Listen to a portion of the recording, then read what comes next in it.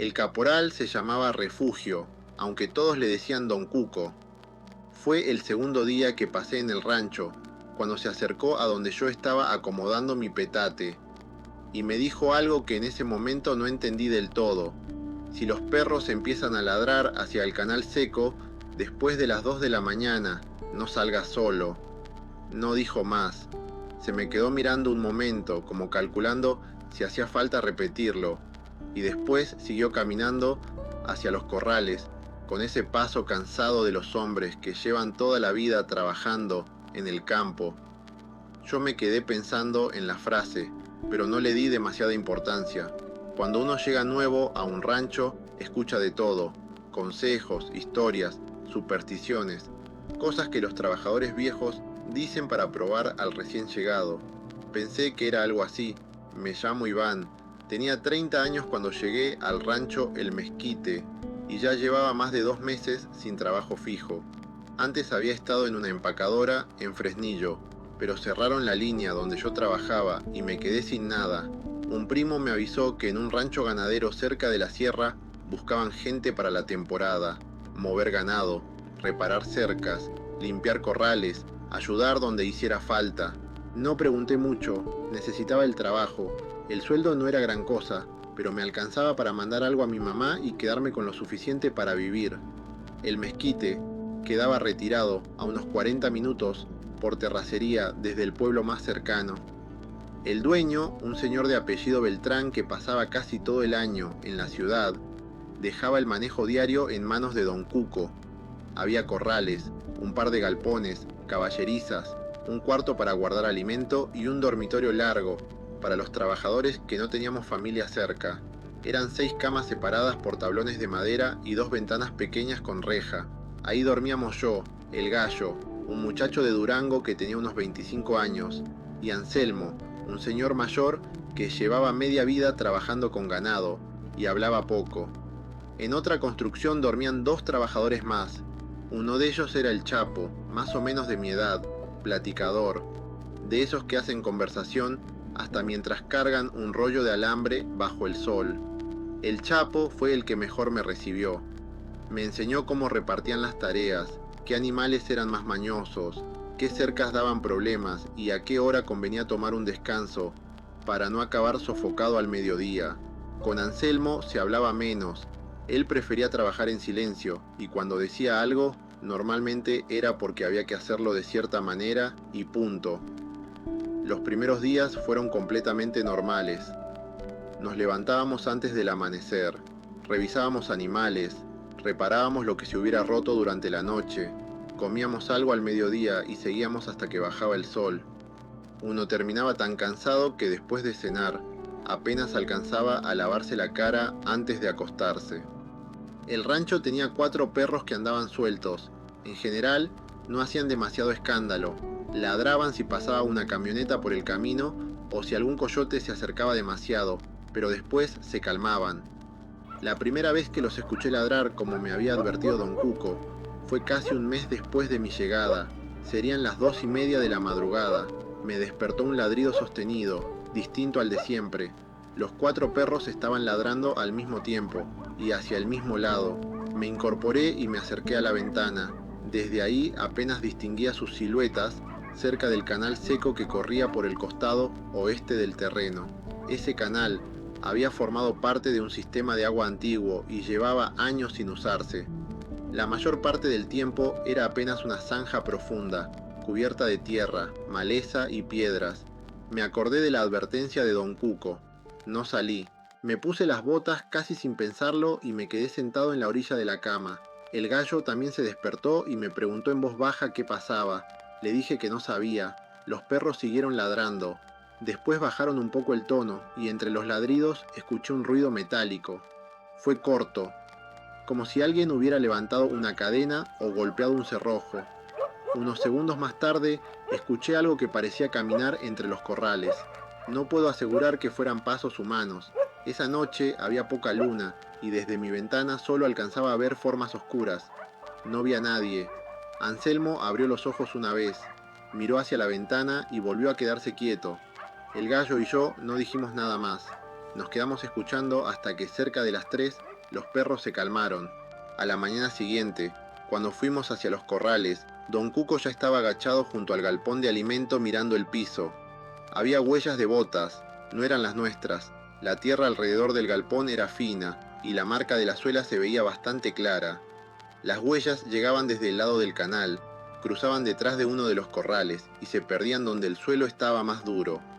Dentro del galpón, un costal de alimento estaba movido y faltaban 2 herramientas que normalmente colgaban de la pared. Ahí entendí que la advertencia de don Cuco no tenía nada de superstición. Alguien había estado dentro del rancho mientras nosotros dormíamos. El problema era cómo. El mezquite tenía una cerca perimetral completa. El portón principal se cerraba con cadena por la noche y seguía cerrado. Podía haber algún hueco en el alambrado que no hubiéramos visto, claro, pero entrar caminando por una propiedad de ese tamaño, llegar justo al galpón y salir sin que los perros te alcanzaran, no parecía cosa de alguien que pasaba por casualidad. Durante los días siguientes no ocurrió nada. Seguimos trabajando y poco a poco empecé a convencerme de que quizá había sido un ratero de paso, alguien que encontró una entrada y se llevó lo primero que vio. 10 días después descubrimos que no. Una mañana faltaba un caballo. Lo encontramos fuera del rancho, a una media hora caminando desde la cerca, con el pelo empapado de sudor, aunque la madrugada había sido fresca. No tenía heridas. Don Cuco lo revisó y dijo que no parecía haberse escapado solo. Ese mismo día, mientras revisábamos el lado oeste de la propiedad, el Chapo encontró una sección del alambrado cortada. No estaba reventada ni doblada por un animal. 2 hilos habían sido cortados con herramienta y después acomodados de manera que, a cierta distancia, parecieran seguir tensos. Don Cuco se agachó, tocó una de las puntas y se quedó mirándola. Esto lo cortaron desde adentro, dijo. Ese detalle fue el que empezó a preocuparnos de verdad. Quien hubiera hecho aquello no había llegado hasta la cerca desde el exterior intentando abrirse paso.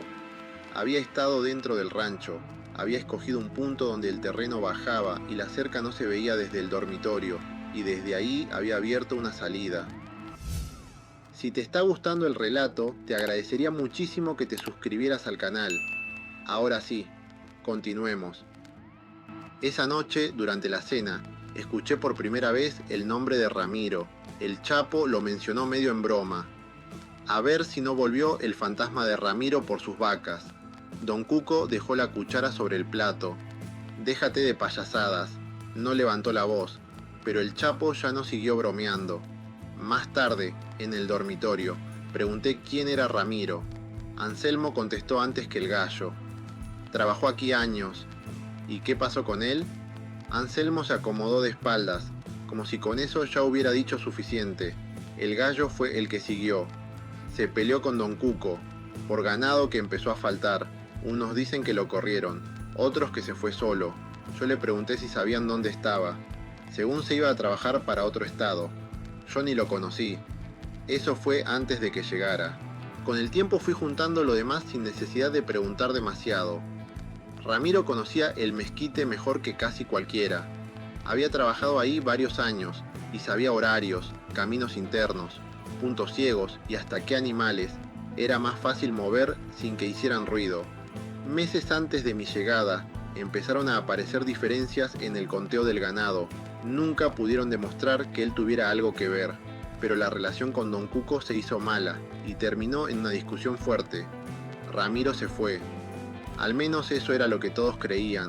No probaba nada, pero desde entonces su nombre quedó flotando cada vez que ocurría algo. Pasó casi una semana sin novedades. Después desapareció un becerro. Lo buscamos desde temprano. Esta vez prestamos atención no solo a las marcas del animal, sino a las huellas alrededor. El rastro del becerro terminaba cerca del mismo tramo de cerca, que había sido cortado. Afuera se perdía entre piedras y terreno seco, pero unos metros más atrás, del lado interior, encontramos nuevamente marcas de botas que iban hacia el canal. Seguimos esas pisadas. Entre la maleza apareció una abertura baja de concreto, medio enterrada, que ninguno de los trabajadores nuevos conocía. Don Cuco tardó un momento en reconocerla. Explicó que era parte de un conducto viejo que llevaba agua desde el canal. hacia una zona del rancho cuando el sistema de bombeo todavía funcionaba.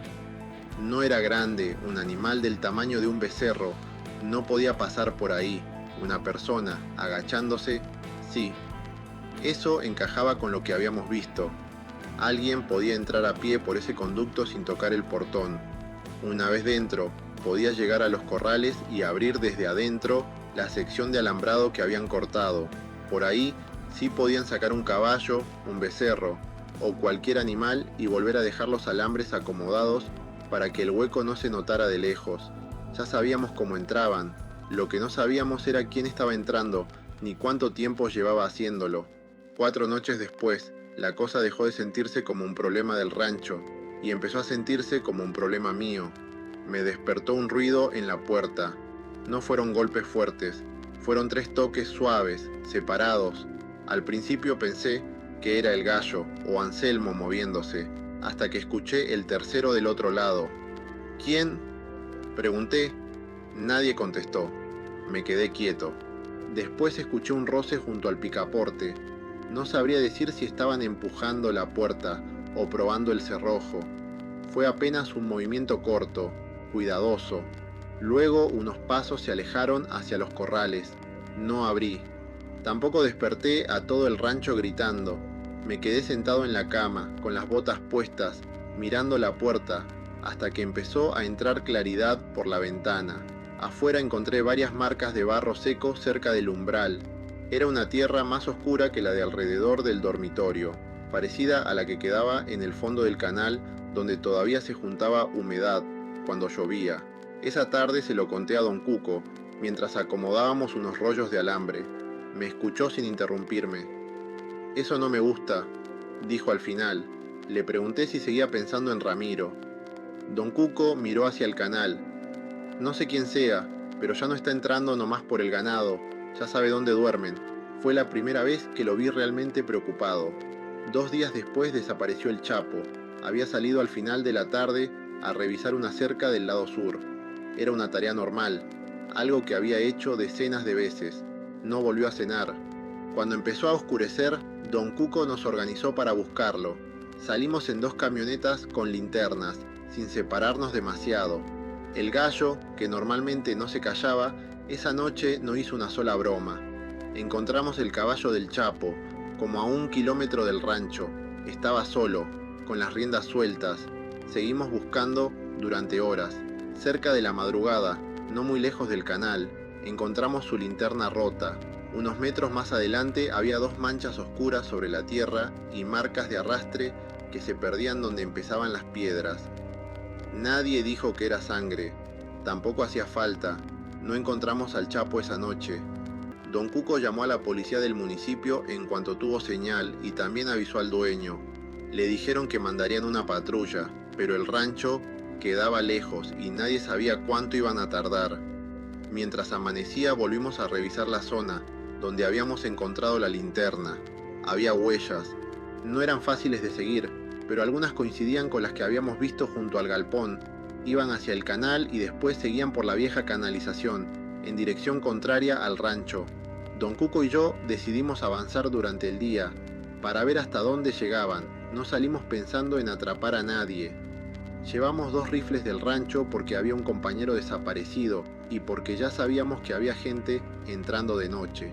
El gallo y Anselmo se quedaron esperando a la policía y con la instrucción de avisar hacia dónde habíamos ido. Seguimos el canal durante casi 1 hora. El terreno se fue cerrando entre matorral y piedras hasta que don Cuco reconoció una construcción baja, prácticamente escondida. «La estación vieja», dijo.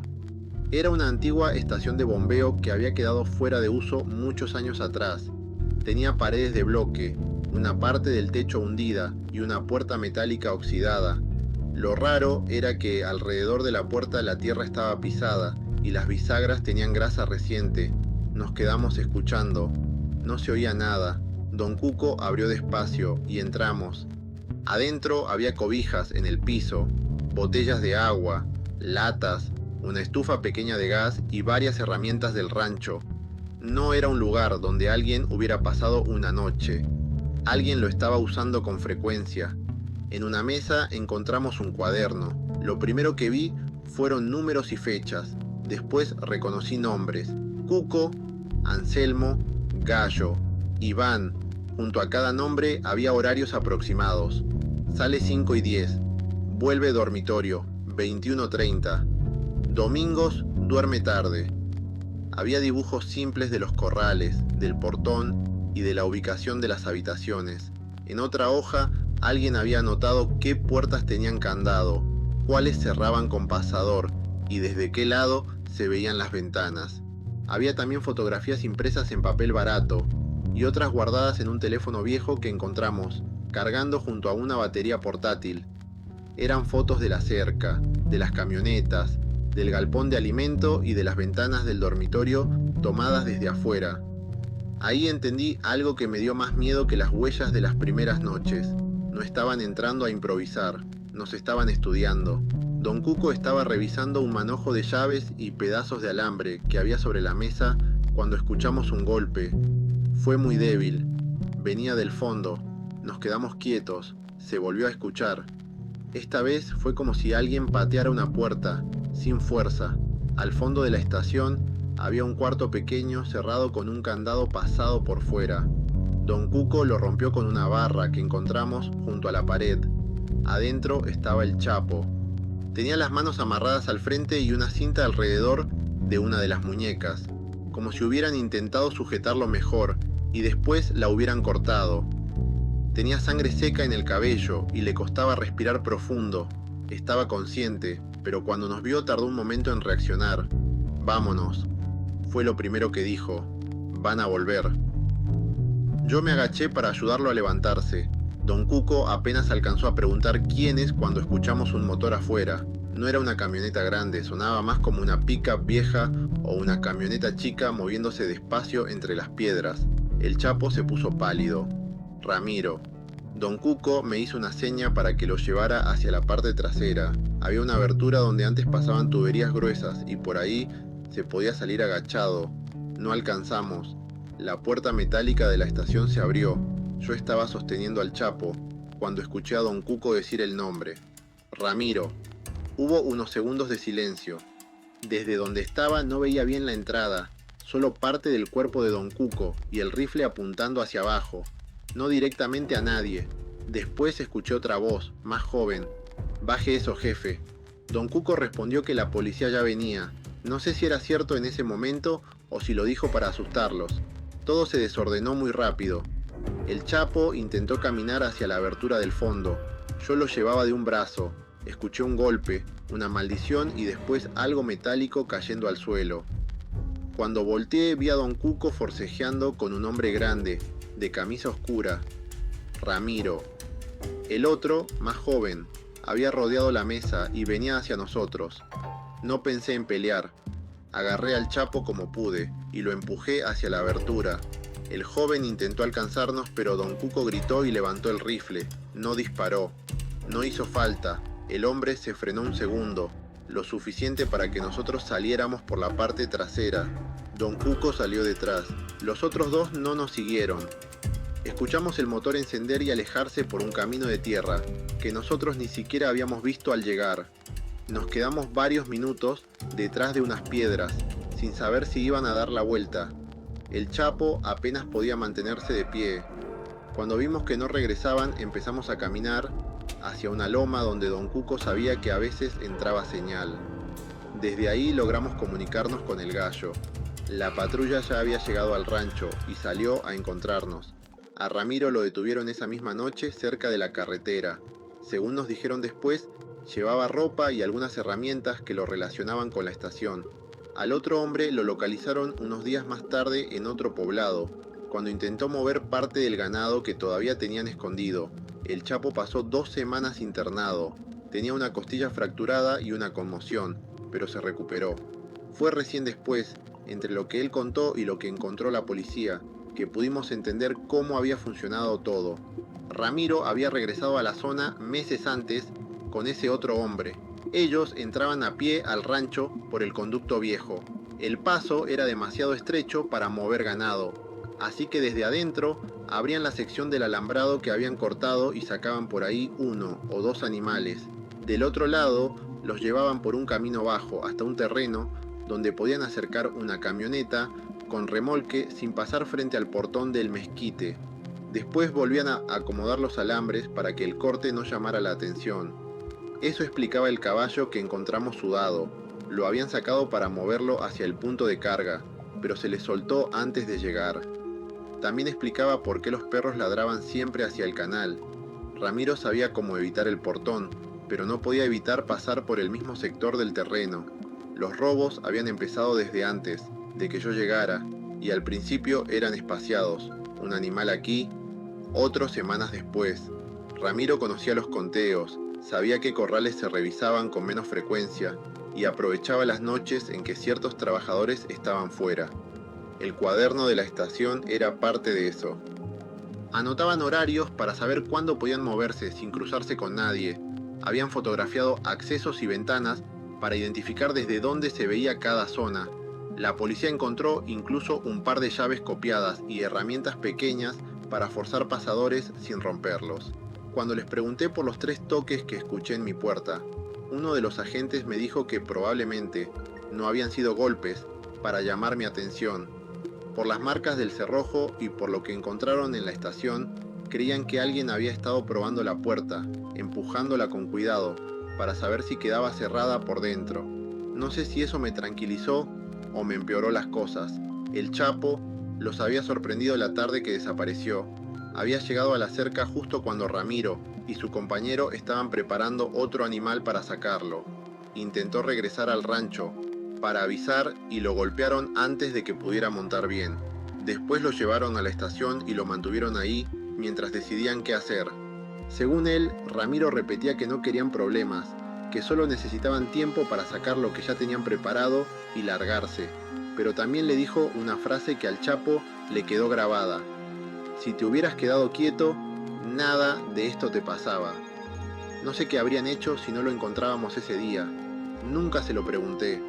Los 2 hombres terminaron procesados por los robos y por lo que hicieron con el Chapo. No seguí el caso hasta el final y no quiero inventar cuántos años recibió cada uno, pero sí supe que los 2 quedaron detenidos durante el proceso y que el comprador al que llevaban parte de los animales también fue investigado. Don Cuco mandó clausurar el conducto con concreto. El señor Beltrán fue al rancho en persona, reforzó la cerca y puso iluminación nueva cerca de los corrales y del dormitorio. Durante unas semanas también pagó a un velador para acompañar las rondas nocturnas. Yo me quedé en el mezquite algunos meses más. Pensé que después de entender lo ocurrido, iba a volver a dormir normal. Ya sabíamos que no había nada raro en el canal. No había animales extraños, ni aparecidos, ni ninguna de esas cosas que uno empieza a imaginar cuando escucha ruidos de madrugada. Eran 2 hombres que sabían entrar sin ser vistos. Y pensé que ponerle nombre al problema iba a hacer que dejara de dar miedo, hasta que la policía nos mostró las fotografías. Habían encontrado muchas en el teléfono de la estación. La mayoría eran del rancho: cercas, vehículos, accesos, candados, fotos tomadas para vigilar rutinas.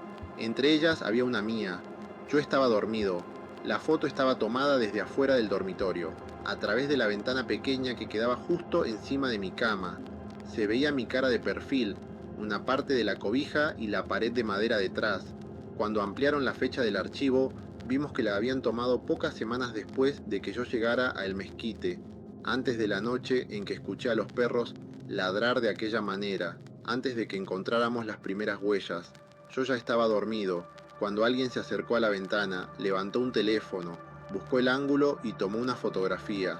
No sé cuánto tiempo estuvo ahí, no sé si fue Ramiro o el otro hombre, no sé si entraron al dormitorio esa misma noche, o si solo estaban comprobando quién dormía en cada cama. Y aunque la policía me explicó que seguramente la fotografía formaba parte de la vigilancia que hacían para aprender nuestros horarios, eso fue lo que más me costó sacar de la cabeza. Porque hasta ese momento yo había pensado que el peligro había empezado cuando escuché los ladridos. La foto demostraba que había empezado mucho antes. Lo único era que yo todavía no lo sabía. Seguí trabajando en ranchos después de aquello porque es lo que sé hacer. No me fui del campo ni empecé a pensar que cualquiera que camina de noche quiere hacerme algo. Pero sí cambié algunas costumbres. Reviso las ventanas antes de acostarme. aunque tengan reja. Si el cerrojo de una puerta no me convence, pongo una silla o algo pesado detrás, y cuando los perros empiezan a ladrar de madrugada, me despierto. A veces es un coyote, a veces pasa un vehículo por un camino lejano, a veces no encuentro nada, pero así estoy más tranquilo. Muchísimas gracias por quedarte hasta el final. Si te gustó este relato, deja tu me gusta y suscríbete para ayudarme a llegar a los 1000 suscriptores. De verdad te lo agradezco muchísimo. Nos vemos en el próximo relato de Turno Cero.